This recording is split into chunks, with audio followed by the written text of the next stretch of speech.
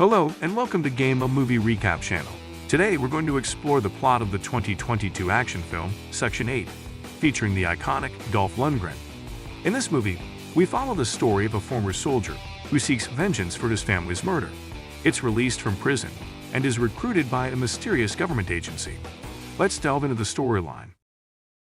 But before we do, please support our channel by subscribing and clicking the notification bell to stay updated on our upcoming content. Now, let's dive into it. The movie starts showing a scene in Afghanistan where a drone hovers over a village, alarming the locals, who brace for an attack. American soldiers arrive, finding the town empty as the residents hide.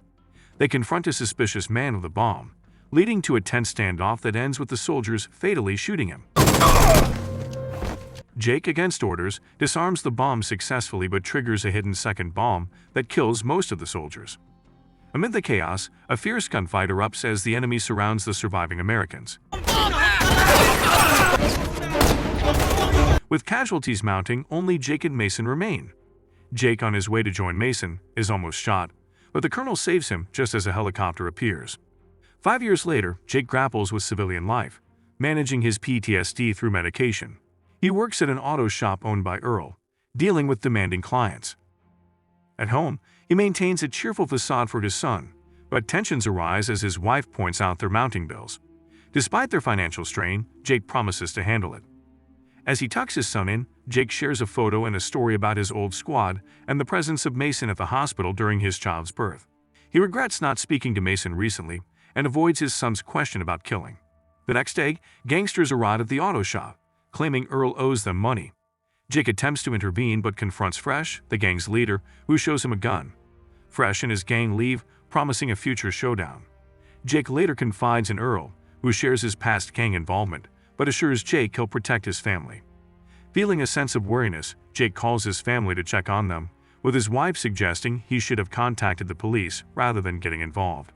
Later that evening, Jake returns home and encounters Fresh in his car, hinting at payback before driving away. In a panic, Jake rushes inside to find his family dead, leading to a heart-wrenching breakdown. The police arrive to question him, but Jake snaps, fleeing in his truck. Driven by his memories, Jake hunts down Fresh's car outside a nightclub, launching a relentless, unhesitant assault on the gang members. Confronting Fresh, the man claims he had no choice in the family's death, but Jake remains resolute, ultimately shooting Fresh. Months later, Jake is incarcerated, his PTSD worsening as he obsesses over Fresh killing his family. Mason pays him a surprise visit, offering to reopen the case, but Jake refuses, stating he belongs in prison and harbors no remorse for his actions. He insists he'd do it all over again and requests Mason to stay away, instructing the guard to return him to his cell. That night, Jake reflects on his military days and Mason's retirement after saving his life. Later, a stranger named Ramsey approaches Jake, claiming to lead a private task force. Jake, however, refuses to hear more and asks to be taken back. During the evening, he dreams of his family when masked men break into his cell, sedate him, and abduct him. Upon awakening, Jake is no longer in prison and learns that Ramsey, his captor, has been monitoring him for some time, impressed by his record. Ramsey represents Section 8, an organization known for its unconventional methods, and believes they can restore Jake's sense of purpose.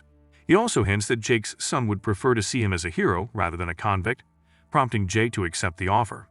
In Washington, D.C., Ramsey introduces Jake to his new team, Elias, Ajax, Brunner, and Muller, and shows him their headquarters, known as the Batcave. They explain that Section 8 has operatives both in Washington and around the world, receiving orders from the State Department and the NSA to handle national security threats. Muller will mentor Jake until he gains experience and is provided with a new identity, apartment, vehicle, backstory, and bank account, as the world believes he is deceased. After Ramsey leaves, the team initiates Jake by provoking him, and when Ajax becomes overly aggressive, Jake almost retaliates but stops himself when he recalls memories of his family. Later, Jake and Miller board a plane to discuss Jake's first mission, eliminating Castillo, a defense contractor who is also an arms dealer. Castillo has obtained dangerous schematics that he plans to sell to the Russians, so Jake's mission is to retrieve the schematics and eliminate Castillo and his associates. Uncomfortable with the idea of becoming an assassin again, Jake and Miller travel to Mexico and find Castillo about to make the exchange with a Russian negotiator. Jake discreetly kills a guard, triggering a gunfight between Castillo's and the Russians' gangs.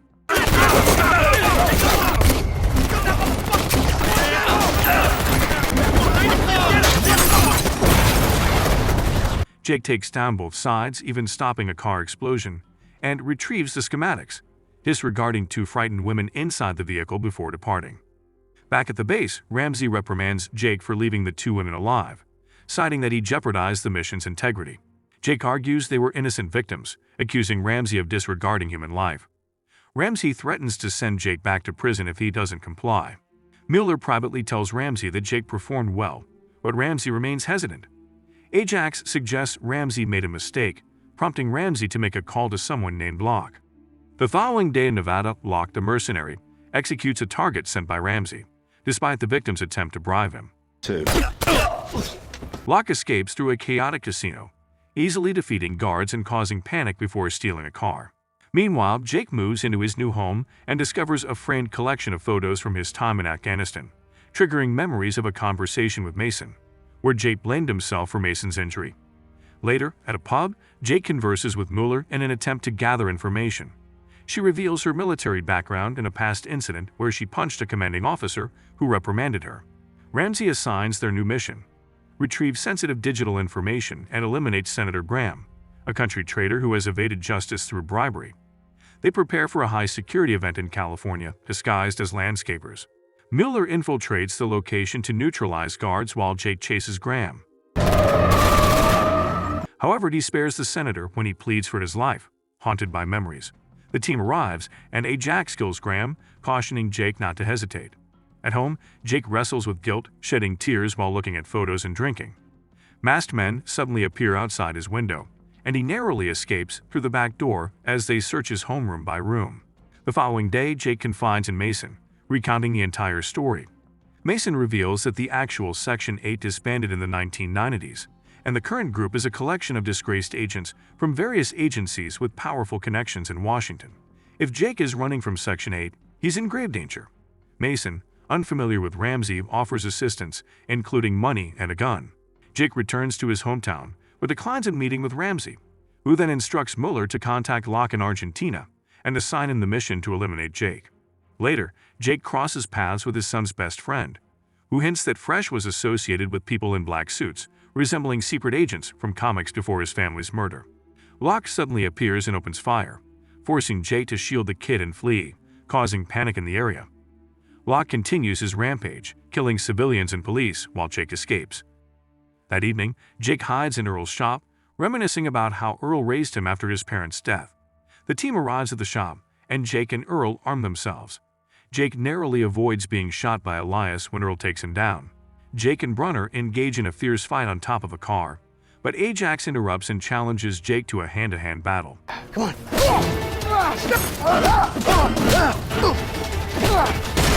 After an intense struggle, Mueller shoots Ajax.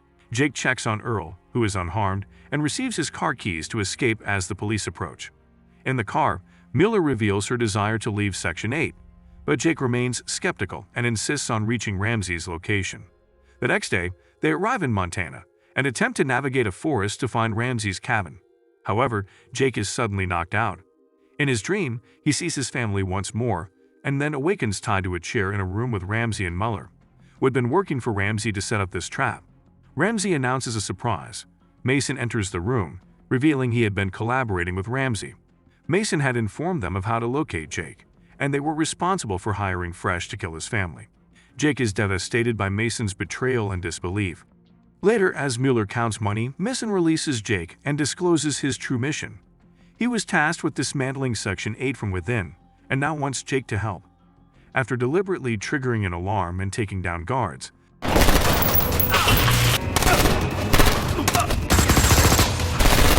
they confront Ramsey, who offers Jake Mason's money. Jake refuses, and Ramsey attempts to blame Mason for everything, but Jake remains unconvinced. While they argue, Mueller attempts to shoot Jake, but Mason intervenes, taking the bullet for Jake. Jake checks on Mason and frightens Ramsey away with gunshots. Mason urges Jake to finish the mission and dies. Mueller, attempting to shoot Jake, runs out of ammo and engages in hand-to-hand combat.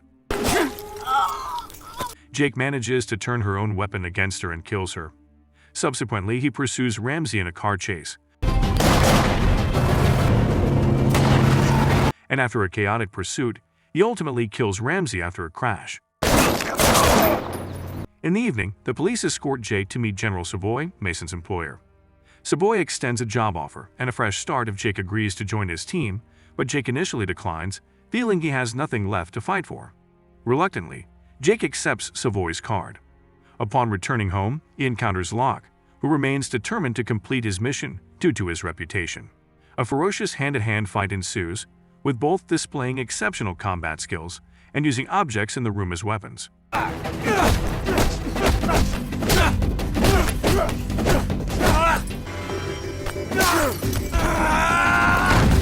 When the battle reaches the kitchen, they both grab knives, but Locke gains the upper hand, throwing Jake to the floor. Jake seizes the opportunity to retrieve his gun and ultimately eliminates Locke. The following morning, Jake sends a message to Earl, thanking him and announcing his departure. While on a bus, witnessing a heartwarming moment between a mother and her son triggers memories of his own family, prompting Jake to call Savoy and accept his offer, revealing that he now has something worth fighting for. Savoy warmly welcomes him to Section 9. We're eager to hear your thoughts about the movie. Are you excited about the story's progression? Do you have any predictions for how it might end? Kindly share your opinions in the comments. If you found this summary enjoyable, please express your support by liking it, subscribing for more content, and sharing it with your loved ones. Don't forget to explore our channel for more movie summaries that match your preferences and turn on notifications to stay updated on our future videos.